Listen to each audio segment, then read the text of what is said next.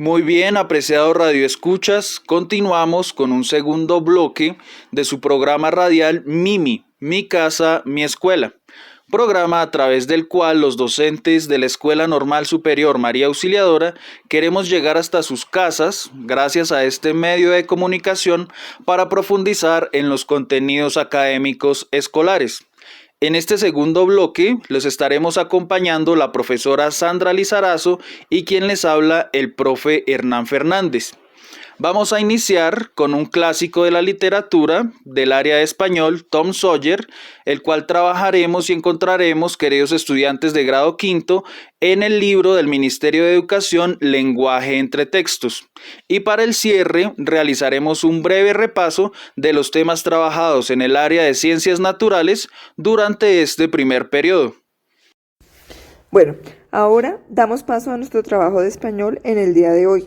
Desarrollaremos el desafío número 29 del libro Lenguaje entre Textos, el cual nos propone como estándares básicos de competencia para el lenguaje la comprensión e interpretación textual, donde nos dice que comprendo diversos tipos de texto utilizando algunas estrategias de búsqueda, organización y almacenamiento de la información. Como subproceso tenemos comprendo los aspectos formales y conceptuales, en especial características de las oraciones y formas de la relación entre ellas, al interior de cada texto leído. Entonces desarrollaremos este desafío número 29. Vamos a pedirle a los estudiantes que lean de manera individual el fragmento de la novela Tom Sawyer.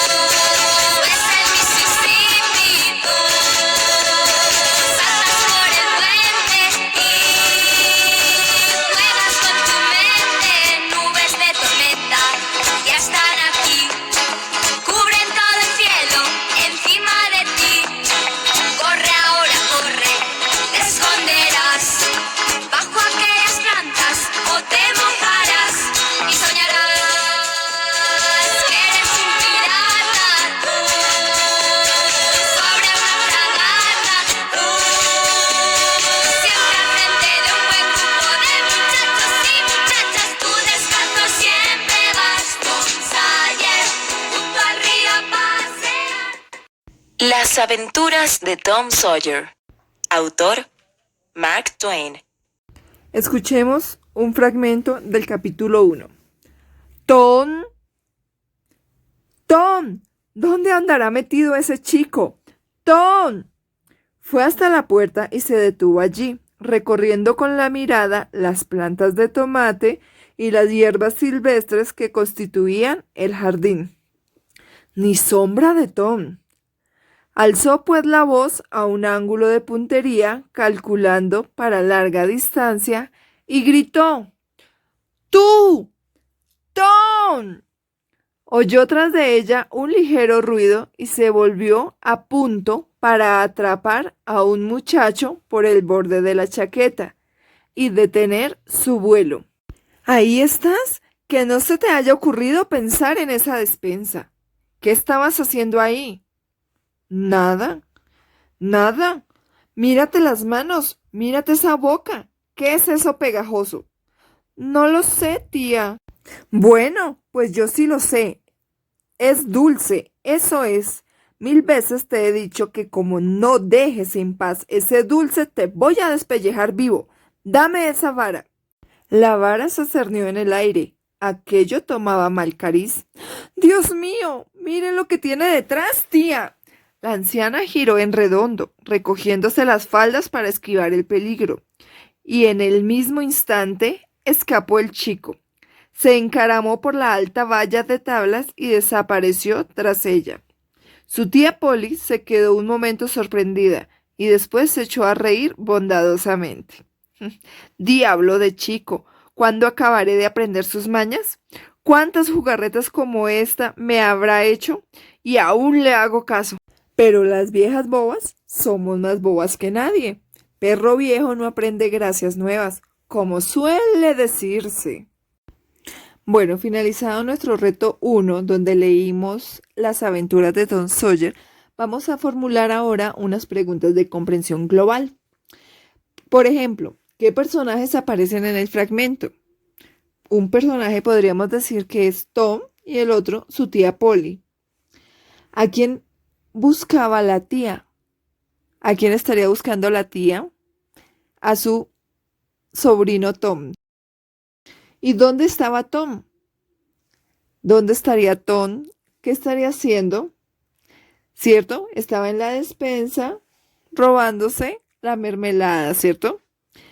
¿Y por qué su tía se enoja con él? ¿Cómo lo quiere castigar? ¿Qué hace Tom para escapar de la tía? Y, lo más importante, ¿cómo reacciona la tía? Ahora vamos a desarrollar el reto 2 que presenta nuestro libro. ¿Qué características tiene Tom? Marca todas las que consideres correctas. Entonces, el reto 2 implica inferir características de un personaje. Vemos que Tom es travieso y bromista. Entonces, a partir de esta información proporcionada en el texto, podemos justificar nuestra elección. Es fundamental que los estudiantes se acostumbren a respaldar sus conclusiones con datos concretos del texto. En el reto 3 nos pregunta por qué Tom miente y engaña a su tía. Entonces acá este reto nos exige que el estudiante infiera las causas que explican el comportamiento de un personaje. En el reto 4 nos habla de que qué habrías hecho tú en la situación de Tom y por qué. Entonces vamos a ver que este reto 4 es de reflexión e invita al estudiante a ponerse en el lugar del personaje. Completando nuestro análisis sobre este taller, también tendríamos otras preguntas complementarias de inferencia. Podríamos decir cómo describir a la tía y cómo describiríamos la relación de la tía con su sobrino Tom a partir de este fragmento.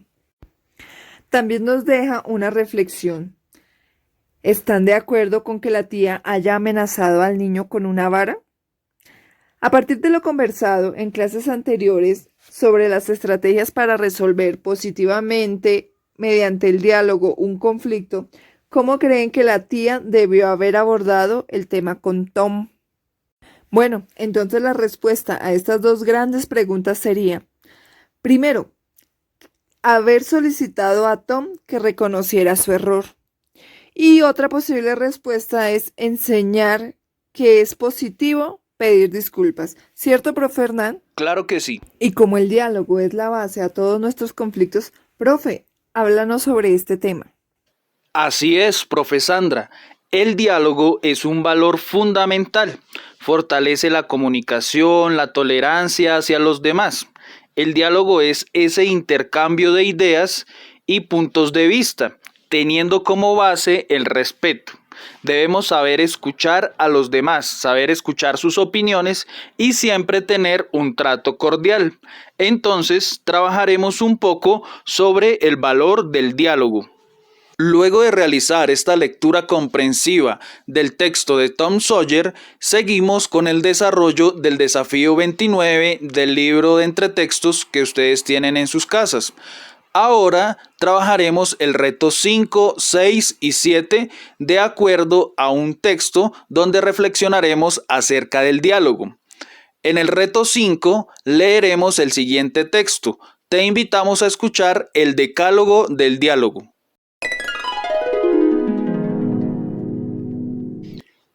Decálogo del diálogo. Primero, nunca nos irritemos los dos al mismo tiempo. Segundo, nunca nos gritemos. Tercero, la diversidad de opiniones es importante para el diálogo. No podemos esperar que todos pensemos igual. Cuarto, nunca nos echemos en cara errores del pasado. Todos tenemos derecho a equivocarnos. Quinto, si tenemos que criticar, hagámoslo con respeto y amor. Sexto, escuchémonos. No adoptemos actitudes defensivas frente a la opinión de los demás, ni cerremos nuestros oídos a lo que otros dicen. Séptimo, no terminemos nunca el día con un desacuerdo sin solucionar. Octavo, por lo menos una vez al día, digámonos algo amigable y agradable. Noveno, si hicimos algo mal, admitámoslo y pidamos humildemente disculpas. Décimo, dos no riñen si uno no quiere. Bien, queridos estudiantes, nos han presentado un conjunto de 10 reglas, 10 orientaciones, mandatos, consejos que son básicos para el desarrollo de una actividad, en este caso para el ejercicio del buen diálogo. Entonces, para el reto 6, según lo que leíste, escribirás qué es un decálogo. Con tus propias palabras, sobre la línea, escribirás la definición de qué es un decálogo. Y para el reto 7, vamos a suponer que la tía logró perdonar a Tom Sawyer. Entonces vamos a suponer que se aplicaron estas normas del diálogo entre el diálogo de la tía y Tom Sawyer. Y vamos a escribir, considerando este decálogo que ya hemos leído y reflexionado, vamos a reescribir en el cuaderno el diálogo entre la tía y Tom Sawyer, imaginando que lograra Tom Sawyer que su tía lo perdonara. Con el decálogo del diálogo queremos promover un clima positivo. Queremos promover, queridos estudiantes, las actitudes positivas que debemos tener frente al diálogo. Entonces, luego de leer este decálogo del diálogo, vamos a reflexionar en torno a las siguientes preguntas. Cada uno se va a preguntar y contestar a sí mismo. ¿Por qué creen que es importante el diálogo? ¿O por qué es importante no irritarse en una conversación? ¿Por qué no es apropiado gritar? ¿Es útil culparse por errores del pasado? ¿Por qué es esencial criticar con amor? ¿Cuál es la diferencia entre una crítica constructiva y una crítica destructiva? ¿Por qué se recomienda dentro del decálogo no terminar el día con conflictos pendientes? Como las palabras positivas generan un clima emocional, ¿qué palabras positivas estoy usando yo en los diálogos que realizo? ¿O por qué es valioso tener la capacidad de saber pedir disculpas? Querido estudiante, ¿sabes qué es la palabra reñir? ¿Por qué hay que evitar reñir? ¿Es necesario reñir para resolver un conflicto? Reflexionemos en torno a estas preguntas para sacar una enseñanza.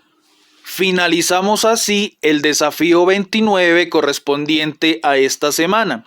Hemos extraído el propósito comunicativo del texto de Tom Sawyer, lo que nos quiere decir este texto, y la enseñanza que nos deja, que es saber llevar un buen diálogo.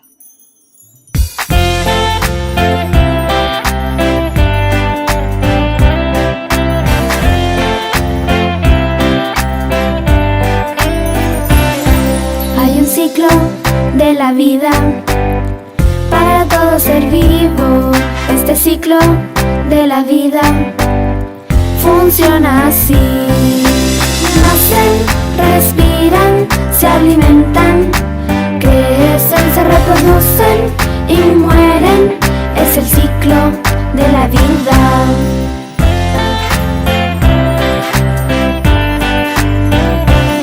Para que vivan los seres vivos, deben adaptarse al medio en el que habitan para sobrevivir. Ellos nacen, respiran, se alimentan, crecen, se reproducen y mueren. Es el ciclo de la vida. Nacen, respiran, se alimentan, crecen, se reproducen y mueren. Es el ciclo de la vida. Es el ciclo de la vida. de la vida.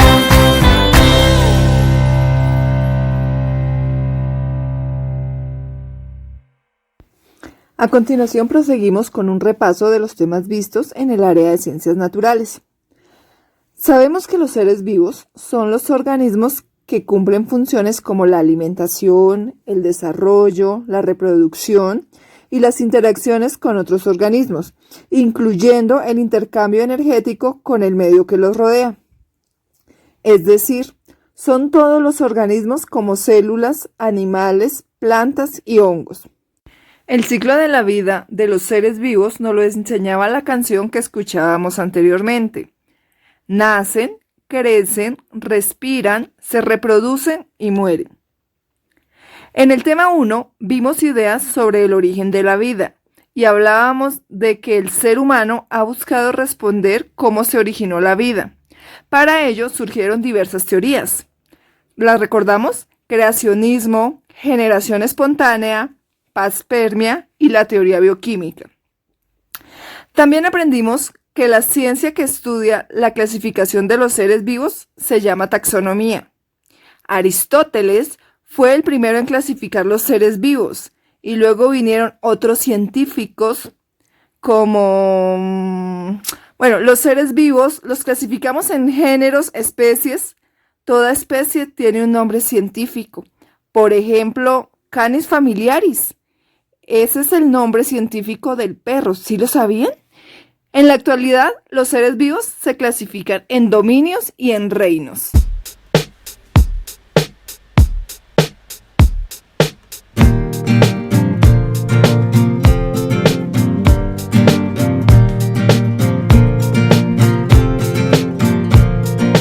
Cinco reinos de los seres vivos, 5 reinos voy a clasificar. 5 reinos de los seres vivos, 5 reinos voy a clasificar. Vegetal, fungimonera, protista y animal. Vegetal, fungimonera, protista y animal. Bien, queridos estudiantes, en nuestro planeta viven millones de seres vivos y para reconocerlos se han dividido o clasificado en diferentes reinos.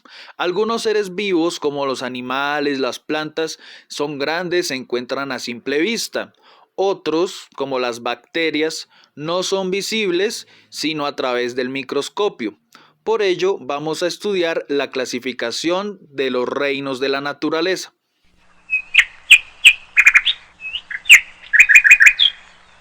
Bien, en el mundo científico, la clasificación de los 5 reinos de la naturaleza sigue siendo la más popular hasta el día de hoy, pero los últimos avances en investigaciones han propiciado a los expertos a abrir un debate y hablar de 6 reinos de la naturaleza.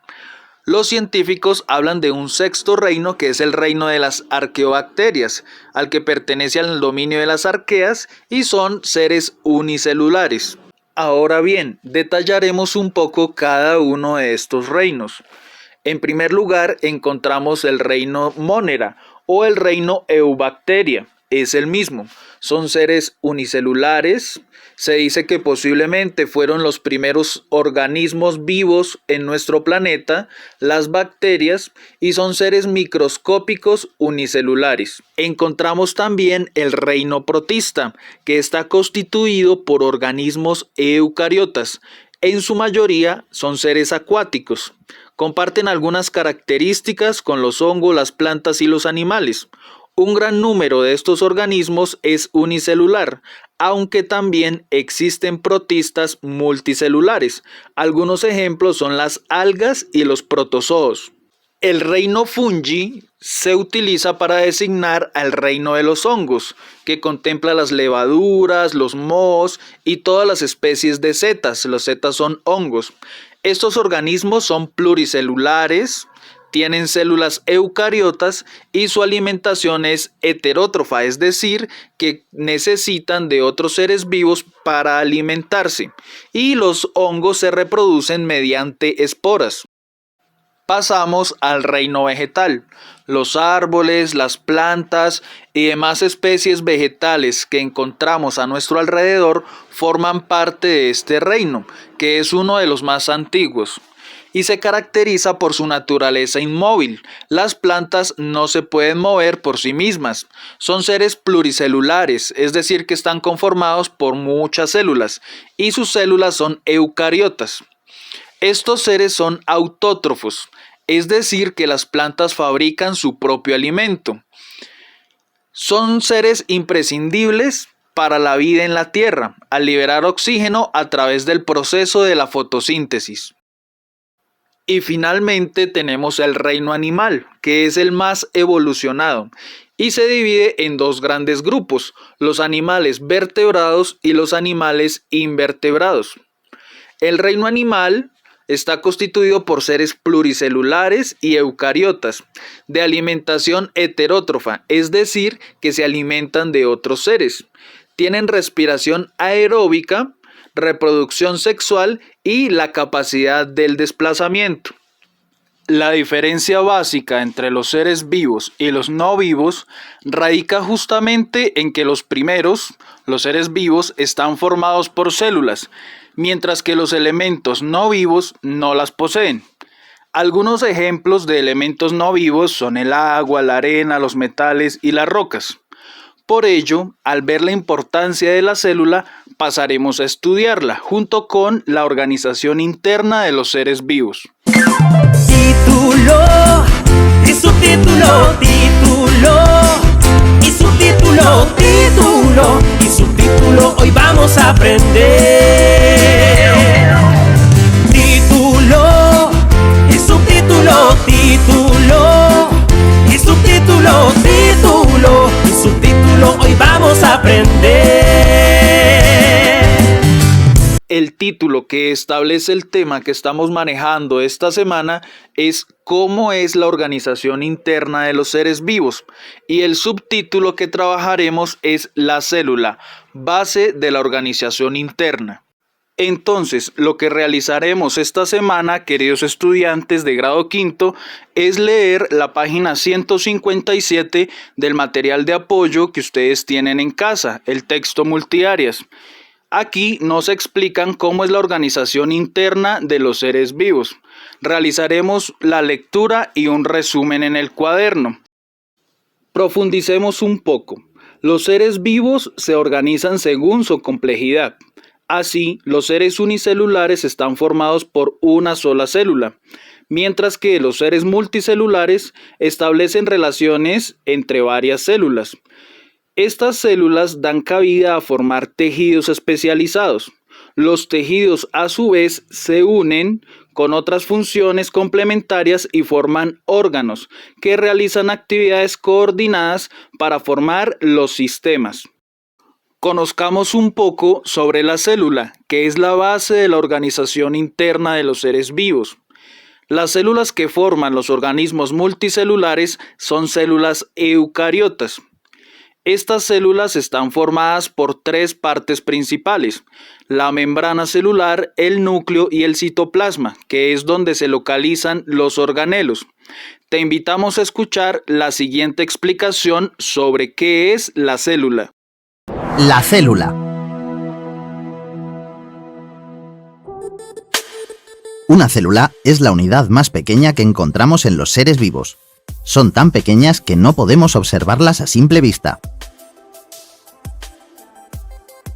Pueden tener diferentes formas, pero todas se componen de una envoltura externa y un interior acuoso en el que se encuentran sus diferentes orgánulos. Están vivas y realizan, entre otras, las funciones de nutrición, transformar sustancias en energía, relación, responden e interaccionan con los estímulos del medio, y reproducción. Son capaces de dirigir su proceso de crecimiento y división. En función del número de células que componen los seres vivos, podemos encontrar seres unicelulares y seres pluricelulares. Los seres unicelulares son individuos muy pequeños formados solo por una célula. Las bacterias son seres unicelulares. Los seres pluricelulares son individuos formados por una gran cantidad de células. Los árboles, los animales o los seres humanos somos pluricelulares. Según su estructura, las células pueden ser procariotas o eucariotas. La característica fundamental de las células procariotas es que el ADN, el material genético, está disperso por todo el citoplasma en lugar de estar almacenado en un núcleo. Las bacterias son células procariotas. La característica fundamental de las células eucariotas es que tienen un núcleo protegido por una membrana. En su interior se encuentra el ADN que contiene el material genético. En su citoplasma se encuentran todos los orgánulos. Las células eucariotas pueden ser vegetales o animales. Para esta semana, los estudiantes de grado quinto desarrollarán una actividad artística en casa. Van a representar creativamente la célula animal o la célula vegetal señalando sus partes. Te invitamos para que puedas usar una técnica artística libre, dibujo, maqueta, creación en plastilina, en gelatina, y puedas representar la célula, que es la base de la organización interna de los seres vivos. Así, trabajaremos y profundizaremos en esta maravilla del mundo de la ciencia. Con esto damos por finalizado nuestro programa. Esperamos haya sido de su agrado. Y recuerda, mi casa es mi escuela. Mi salón de clase en casa es mi presente y es mi futuro.